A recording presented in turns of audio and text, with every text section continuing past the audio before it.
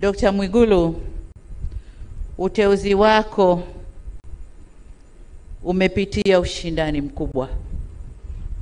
mkubwa, na katika vigezo kadhaa umeibuka kuwa na sifa nyingi kidogo kuliko wengine ulioshindana nao,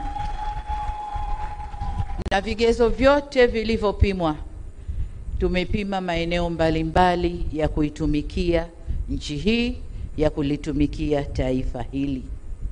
Kubwa zaidi ni wa kutumikia wananchi wa Jamhuri ya Muungano wa Tanzania.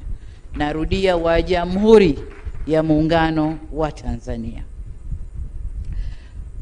Kazi zako na maelekezo yote yamo kwenye katiba, lakini nimekukabidhi vitabu vinavyoeleza majukumu yako na mambo yote ambayo unatakiwa kuyaangalia.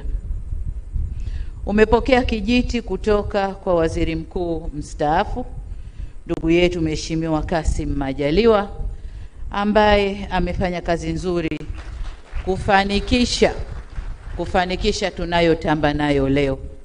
Tukitamba na ujenzi wa mashule, tukitamba na vituo vya afya, mahospitali ya kanda ya rufaa, kila tunachotamba nacho leo, yeye alikuwa nyuma yangu kuhakikisha yanakwenda vizuri.